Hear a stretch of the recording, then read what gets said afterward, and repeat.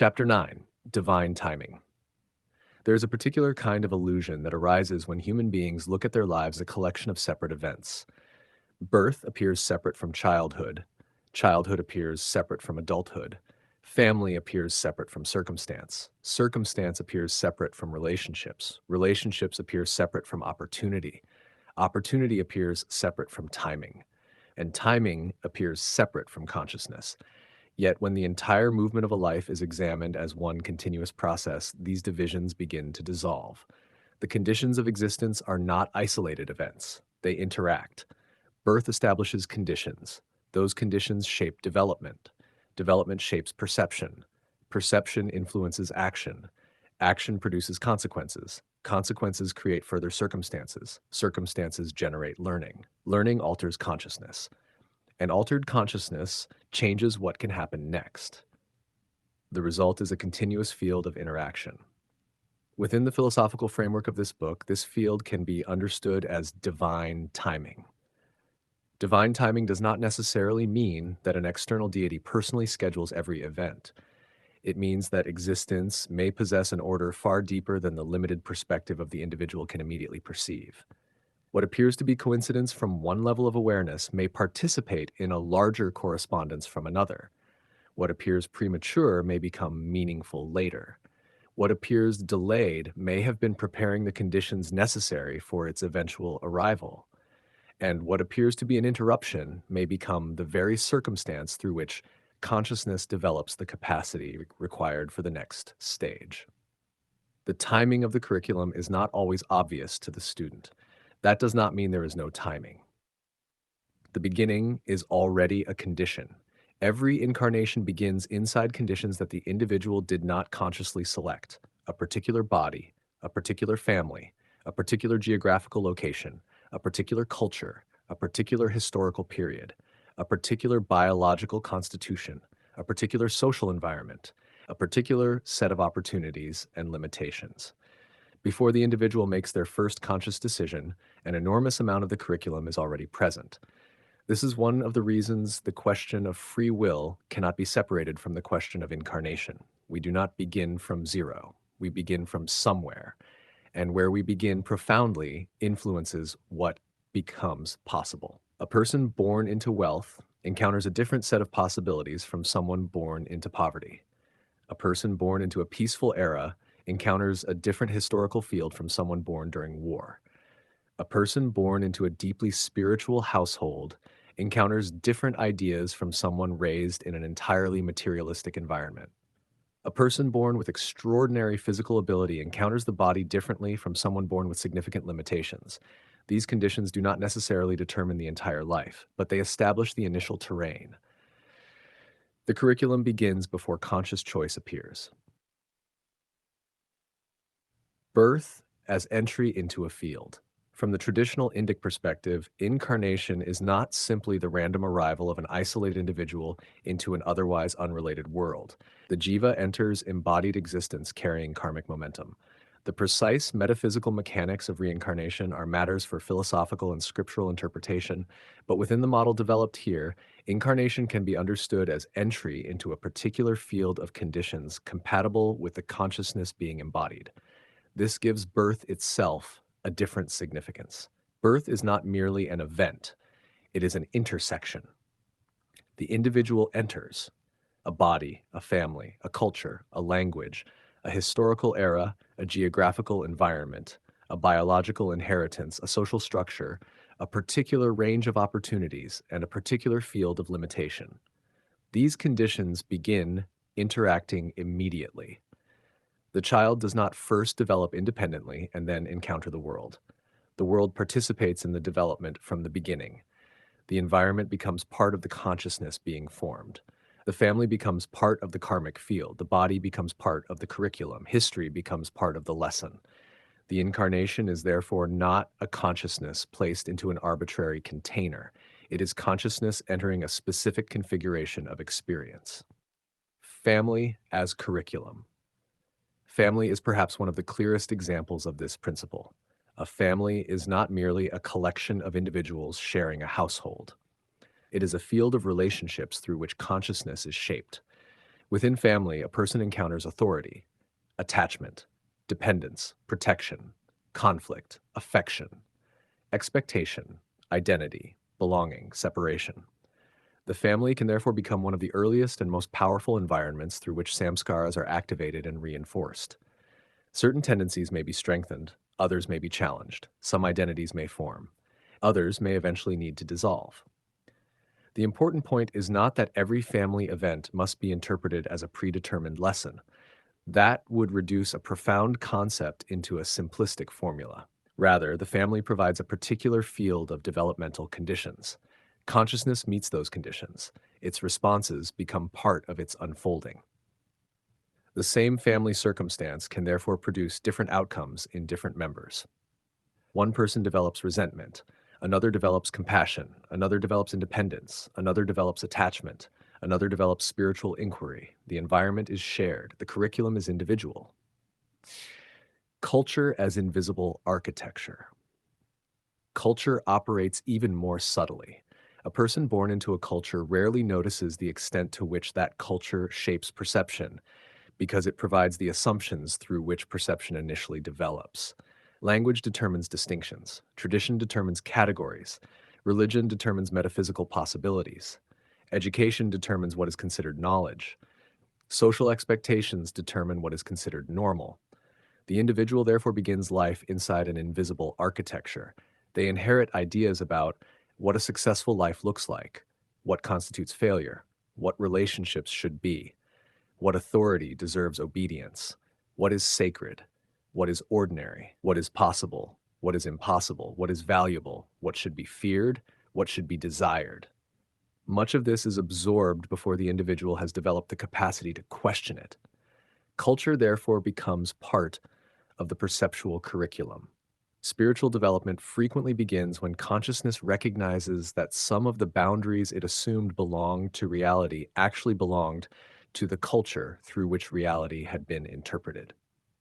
The curriculum then becomes larger. The inherited map is no longer mistaken for the territory. A historical era as curriculum. The same principle applies to historical time. A consciousness incarnating in an agrarian civilization enters a radically different field from one incarnating during the technological age.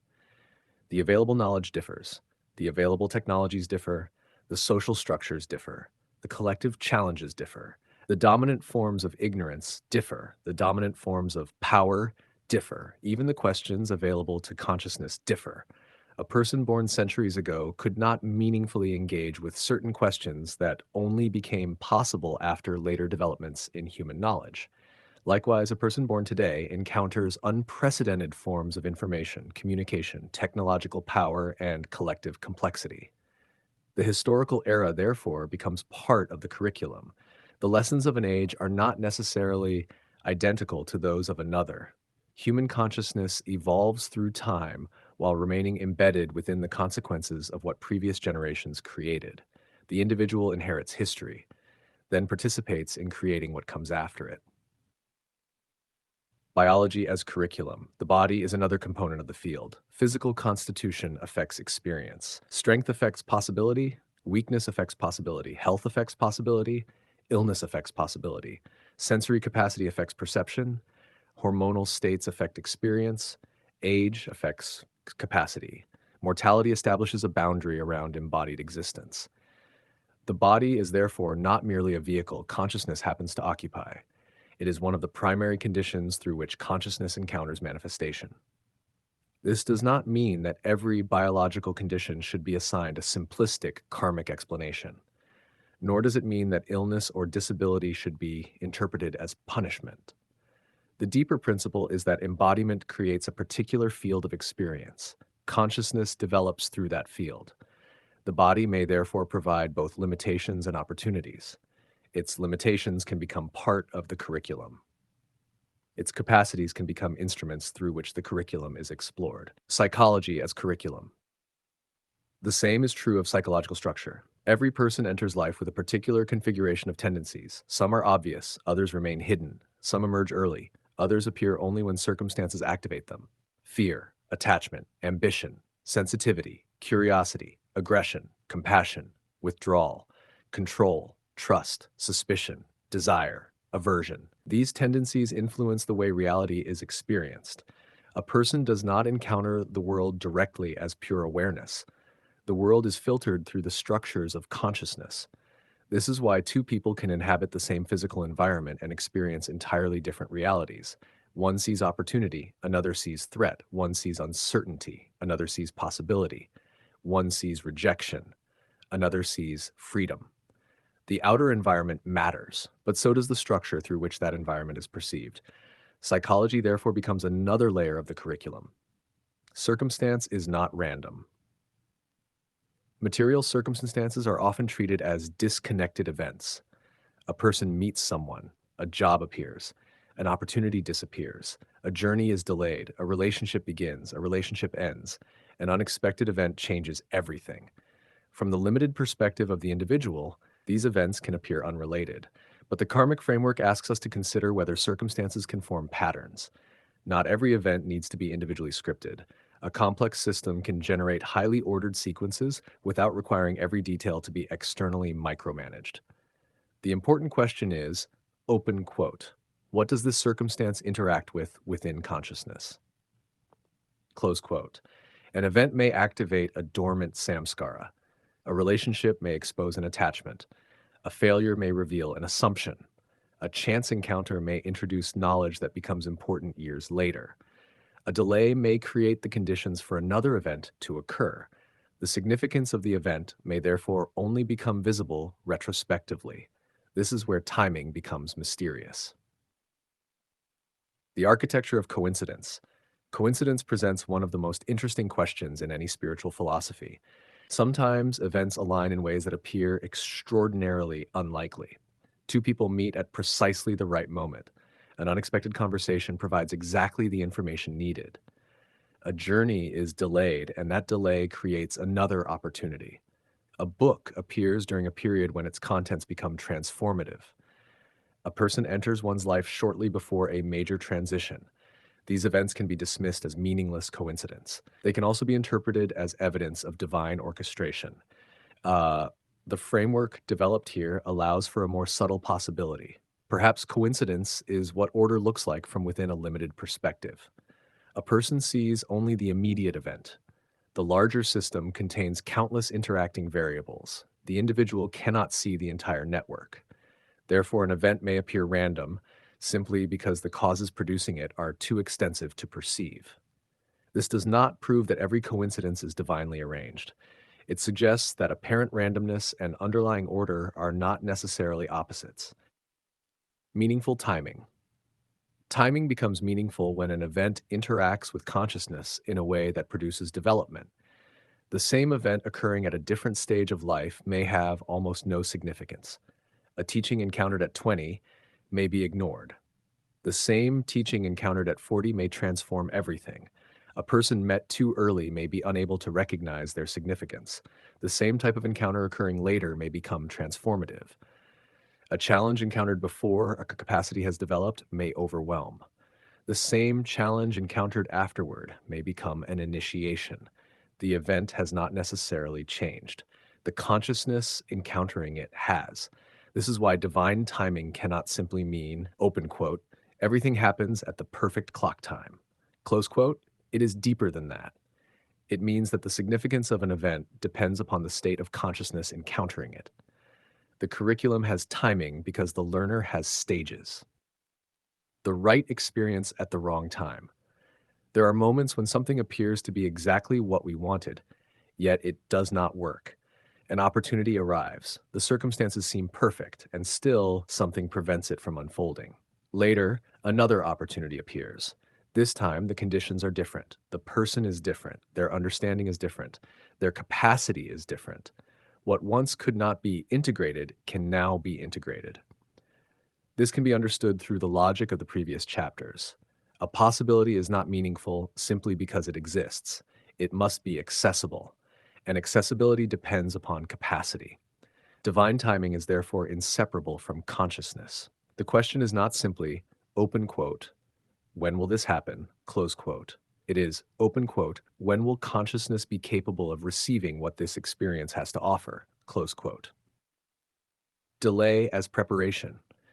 Delay is often interpreted as denial, but within a developmental framework, delay can serve another function. A seed cannot be harvested before it has matured. A student cannot skip every stage of learning. A consciousness cannot integrate an experience for which it has not developed the necessary structure.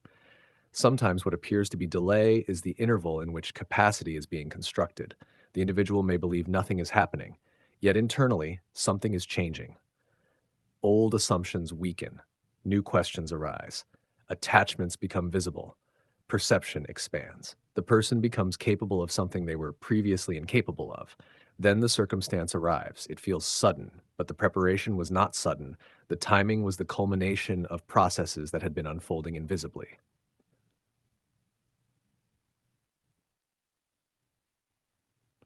Traditional Indic thought provides an especially rich language for contemplating this relationship between consciousness, circumstance, and time. Jyotisha does not need to be understood merely as a system for predicting isolated events. At its deeper level, it can be viewed as a symbolic language of cosmic timing. The planetary configurations mark the conditions through which particular karmic potentials become activated. The birth chart describes a field of tendencies. Dashas describe periods of activation. Transits describe changing environmental conditions. The planets do not necessarily need to be imagined as physically forcing events into existence. They can be understood as indicators of the timing through which particular karmic patterns become manifest. This fits naturally within the framework of the cosmic curriculum. The curriculum exists, the capacity develops, the timing activates particular lessons, consciousness encounters them, and the interaction produces development. The chart becomes a map of timing within the larger karmic architecture. The Loka and the law of compatibility. The same principle extends beyond the immediate physical environment. Traditional Vedic cosmology describes multiple lokas, or fields of existence. These should not necessarily be reduced to physical planets or locations in space. They can also be understood as dimensions or fields of consciousness with their own qualities, capacities, and modes of experience. A consciousness naturally inhabits environments compatible with its level of development. This does not mean that consciousness is permanently assigned to one level. The entire purpose of evolution is movement. As structure changes, compatibility changes. As samskaras dissolve, different experiences become accessible. As consciousness expands, more subtle fields become possible. Thus, the movement between states of existence can be understood as an extension of the same principle operating within a single incarnation. The field corresponds to the consciousness. The consciousness evolves. The field changes. Everything is connected through conditions. The phrase, everything happens for a reason, is often used casually. But the deeper principle does not require every event to have a predetermined narrative explanation. A more precise statement would be, open quote, everything occurs within conditions, close quote.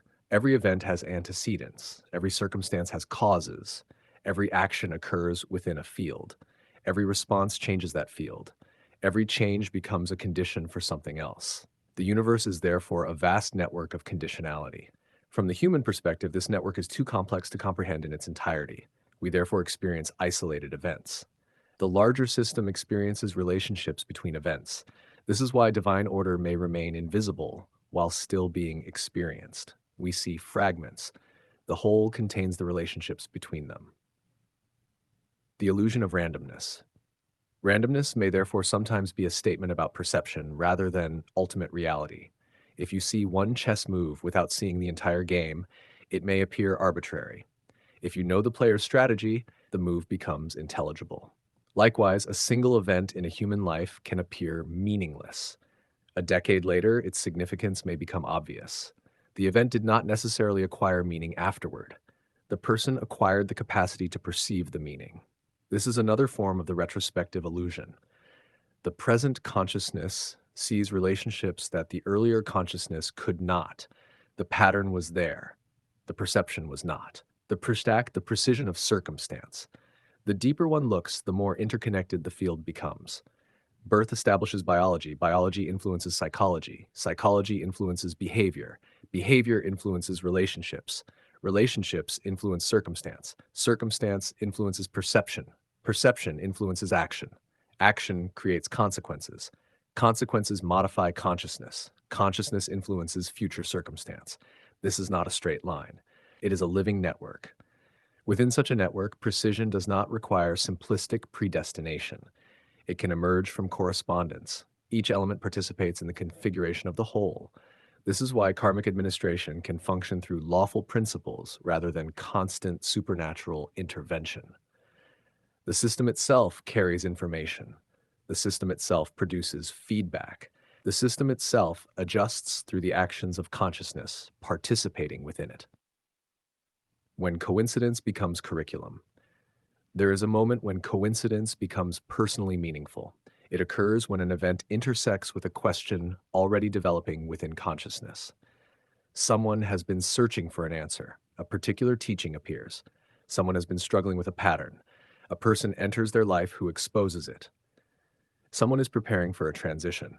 An unexpected circumstance forces them to confront exactly what they have been avoiding. The coincidence becomes meaningful because it participates in development. Whether one describes this as divine orchestration, karmic correspondence, synchronicity, or the lawful interaction of conditions, the practical insight is similar. Open quote, pay attention to what repeatedly enters the field of consciousness. Close quote. Not every event is a message, but recurring patterns deserve examination. Unexpected intersections deserve awareness. Timing deserves contemplation. The curriculum speaks through experience rather than through a single external voice. The danger of forcing meaning. There is, however, an important distinction. To recognize order does not require inventing meaning for every event.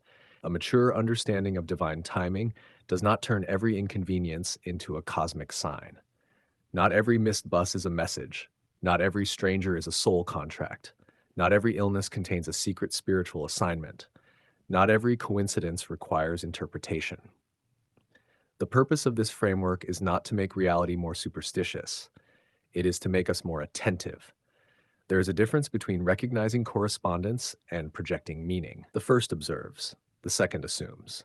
The curriculum is discovered through sustained patterns, not manufactured through imagination.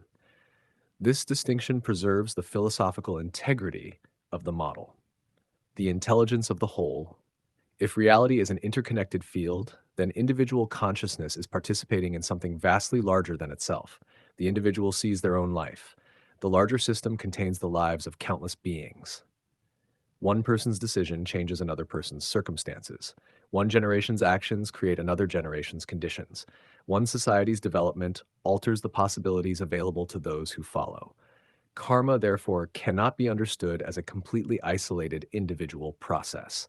Consciousness exists within networks: family karma, collective karma, cultural patterns, historical momentum, environmental conditions, interpersonal relationships. All of these intersect. The individual participates in the whole while simultaneously being shaped by it. This is why the curriculum can be personal without being exclusively individual. Your lesson may involve another person's lesson. Your development may contribute to another person's development. A relationship can become a classroom for both participants. The ecosystem teaches through interaction, divine timing, and free will. The previous chapter examined the relationship between capacity and choice. Divine timing extends the same principle into circumstance. If consciousness has particular capacities, then certain experiences will be accessible at certain stages. If the environment contains particular conditions, certain possibilities will emerge. If the individual changes, the meaning and accessibility of those possibilities change. Therefore, timing and choice are not separate. They interact. The individual does not choose from an infinite menu. The field presents possibilities. Consciousness recognizes some, ignores others, pursues some, rejects others. As consciousness develops, the menu changes. This is why destiny and choice can coexist within the same framework. Destiny provides the field. Consciousness provides the participation. Karma links the two. The river and its banks. A useful image is a river. The river has banks. Those banks establish boundaries. Within them, the water moves. The exact movement of every current is not necessarily fixed in advance, yet the river does not flow anywhere whatsoever. Its movement is conditioned by the terrain. Consciousness is similar. The karmic field establishes banks. Birth establishes some, biology establishes some, culture establishes some, psychology establishes some, history establishes some, previous actions establish others. Within these boundaries, consciousness moves. As consciousness evolves, however, the relationship to the banks changes. Some boundaries become irrelevant, some pathways open, some currents disappear. The river does not need to escape the landscape to flow freely. It needs to move according to its nature. Liberation is therefore not necessarily the destruction of all structure. It is alignment with the deeper law governing the structure. When the timing becomes visible, sometimes the significance of an event becomes visible only after the curriculum has moved forward. A relationship ends. Months later, its purpose becomes clear. A career collapses. Years later, the collapse is recognized as the beginning of another path. A period of isolation creates space for inner development. A failure forces a person to question an identity they had mistaken for themselves. A delay creates an opportunity that could not otherwise have existed. The individual looks backward and thinks, open quote, now I understand why that happened. Close quote. This does not prove that every detail was predetermined, but it demonstrates something important. Meaning can emerge through sequence. The event cannot always be understood in isolation. Its place within the larger movement gives it significance. Divine timing is therefore often visible only from a wider perspective. The curriculum has its own pace. A student cannot demand graduation simply because they are tired of the classroom. There are lessons that require time. There are capacities that require repetition. There are attachments that cannot be dissolved by intellectual agreement. There are truths that must be lived before they can be understood. This is why spiritual development often appears slower than the mind desires. Consciousness develops according to its own pace. A person may understand something intellectually in one afternoon that takes years to embody. The gap between knowing and being is itself part of the curriculum. Divine timing respects that gap. The lesson arrives, the consciousness struggles, the insight appears. The old structure resists. The experience repeats, the understanding deepens. Eventually, something integrates. Then the lesson moves. The grace of timing. There is also a more mysterious dimension. Sometimes consciousness receives something before it believes itself ready. A teaching appears, a person enters, a sudden realization occurs, an opportunity emerges, something opens. The individual does not understand why this particular moment was chosen. Yet the experience becomes a catalyst. This can be understood as grace. Within Indic traditions, grace does not necessarily negate karma. It can operate through karma. A circumstance can arrive precisely because the conditions for receiving it have matured. Grace and law therefore need not be opposites. The lawful structure may itself be the instrument through which grace appears. What looks like an interruption may be the curriculum changing level. The human difficulty with timing. The greatest obstacle to recognizing divine timing is often the demand that reality operate according to personal preference. We want things when we want them. We want answers before uncertainty has taught us patience. We want relationships before attachment has been understood. We want success before identity has matured enough to carry it. We want liberation before we have understood the structures that bind us. When reality refuses to comply, we interpret delay as failure. But perhaps reality is not failing to provide what we want. Perhaps the conditions are still developing. The question therefore changes from, open quote, why hasn't it happened yet? Close quote, to, open quote, what is still developing? Close quote, dot. That question moves consciousness back into participation. Trusting the order without becoming passive. Trust in divine timing should not become passivity. If the universe is lawful, action still matters. The farmer cannot command the harvest, but the farmer can plant. The student cannot command mastery, but the student can practice. The seeker cannot command realization, but the seeker can prepare the field.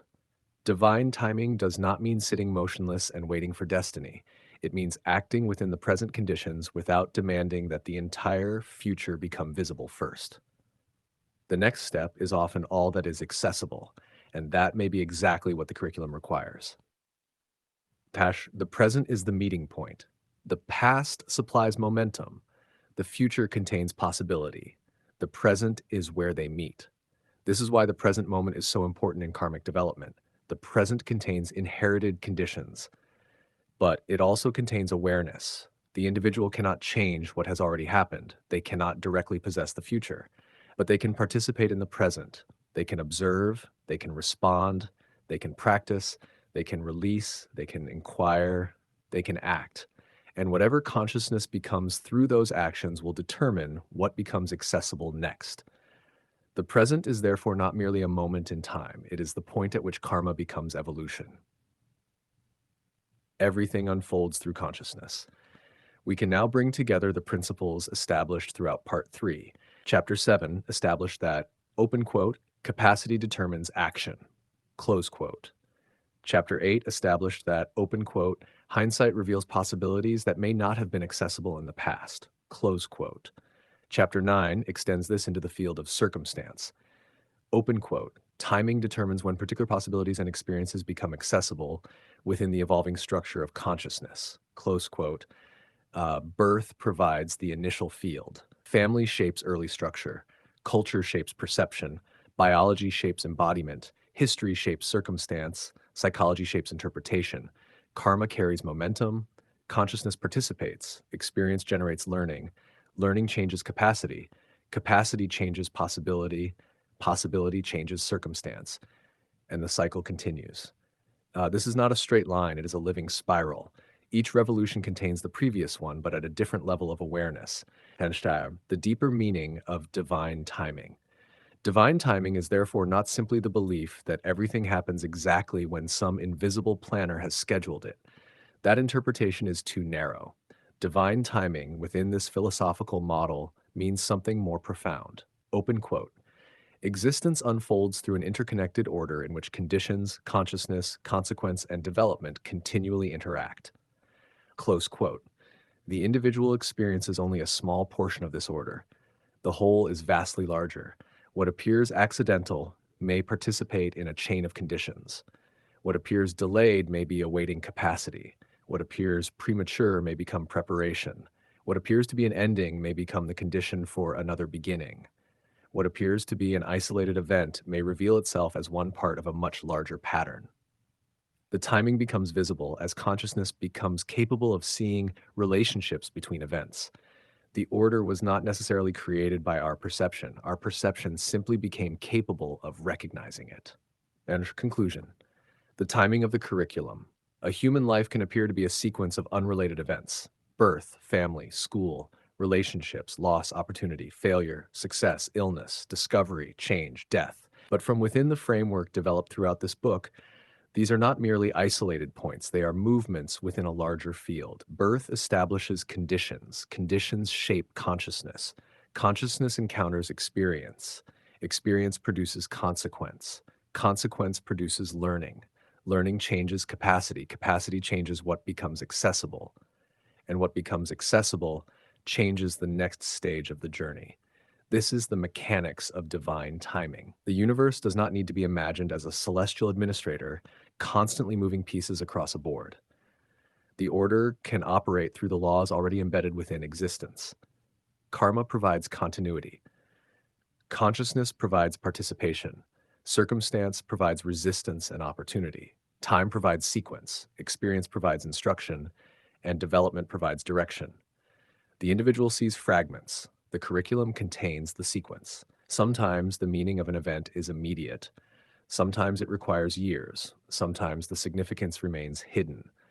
But hidden significance is not necessarily absent significance. The student does not always know why the lesson has arrived. They only know that it has. And perhaps that is one of the deepest disciplines of spiritual development, to participate fully in the present without demanding that the future explain itself in advance, to recognize patterns without forcing meanings, to act without requiring certainty, to trust lawful order without becoming passive, to understand that the circumstances of incarnation are not separate from the consciousness moving through them, and ultimately to recognize that what appears to be the timing of events may actually be the timing of capacity. The right experience is not merely the experience that occurs at the right moment. It is the experience that consciousness is now capable of meeting. The right person is not merely the person who arrives at the right time. It is the person whose presence activates something that consciousness is ready to encounter. The right opportunity is not merely the opportunity that appears. It is the opportunity that the present structure can meaningfully receive. And the right lesson is not necessarily the lesson we wanted.